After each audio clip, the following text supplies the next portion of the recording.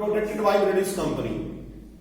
वो देशी रियासतों पे इन्होंने तीसरे तरह की जो देशी रियासतें थी ना, जो आश्रित राज्य कहेंगे जिसको, आश्रित राज्य, केवल उन्हीं पे इसने ये हड़प नीति लगाई थी। तो दो यहां पे थर्ड में लेंगे हम बाघाट 1850 में। बाघाट ये पड़ता है पंजाब में। यहां के शासक पे भी इसने सेम वही हड़प नीति के अकॉर्डिंग उस डॉक्ट्रिन ऑफ लैप्स के अकॉर्डिंग उसके राज्य को अपने कंपनी के राज्य में मिला लिया। नेक्स्ट लेंगे हम उदयपुर। ये आधुनिक हमारे राजस्थान में पड़ता है। ये 1851 में इसको ब्रिटिश साम्राज्य में मिला दिया गया। उससे नेक्स्ट लेंगे 1853 में झांसी। झांसी की रानी सुना है ना। झांसी का शासक गंगाधर राव था। गंगाधर राव की मृत्यु के बाद उसके पुत्र आनंद राव को कंपनी के पास लेटर लिखा, रानी ने पत्र लिखा कि भी हमारे पुत्र को स्वीकार कर लो, लेकिन वो उसने नहीं स्वीकार किया और झांसी को अपने साम्राज्य में, ब्रिटिश कंपनी के साम्राज्य में मिला लिया। इसका परिणाम क्या रहा?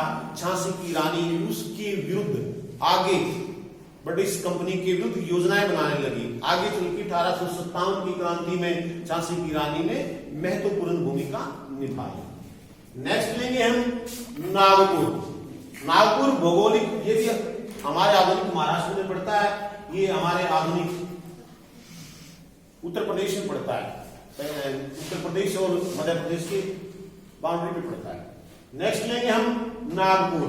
1854 में नागपुर भौगोलिक दृष्टि से बहुत ही उपजाऊ क्षेत्र था। डलहौजी इसको किसी बहुत ही पहले से ही इसको मिलाना चाहता था, अवसर ढूंढ रहा था, नहीं मिला। लेकिन उस समय भी यहां मिल गया जब यहाँ का जो 1818 में यहाँ का शासक ब्रिटिश कंपनी में ही रघुजी तृतीय भोसले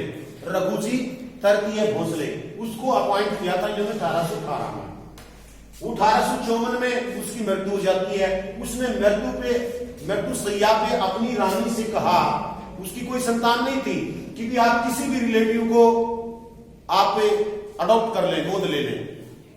उसने यशवंत राय नाम के एक बच्चे को अपने रिश्तेदारी से रानी ने वो अडॉप्ट किया, गोद लिया, लेकिन डलहौजी ने उसको स्वीकार नहीं किया और इस नागपुर के देशी रियासत को भी ब्रिटिश कंपनी के राज्य में मिला लिया। नेक्स्ट लेंगे अवध। यहां तक तो हड़प नीति के तहत तो यहां तक हो गए कर लिया। अब इस पे कुशासन का आरोप। अवध का नवाब उस समय के वाजिद अली शाह था।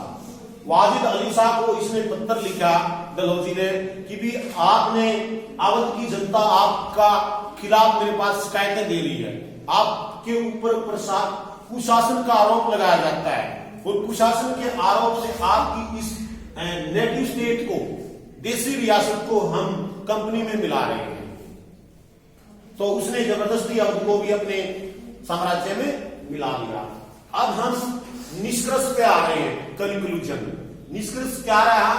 जो लॉर्ड डलहौजी का लैप्स का सिद्धांत था, उसने उस लैप्स के सिद्धांत से ब्रिटिश कंपनी का साम्राज्य बढ़ा, ब्रिटिश कंपनी की अर्थव्यवस्था बढ़ी, लेकिन इसके रिवेंज में इसका अपोजिट क्या हुआ?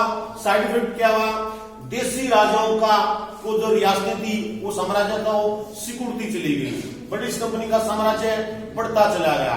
भारतीय आम जनता को न्याय की व्यवस्था, आम जनता के लिए न्याय व्यवस्था ठप हो गई।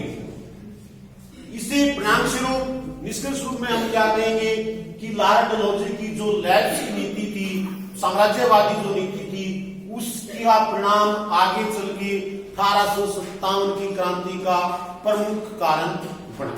ये इसमें से डॉक्ट्रिन ऑफ लैप्स के सिद्धांत का वर्णन, इसमें से किसी को, कोई बच्चे को कोई क्वेश्चन, कोई क्वेरी समझ ना आया हो?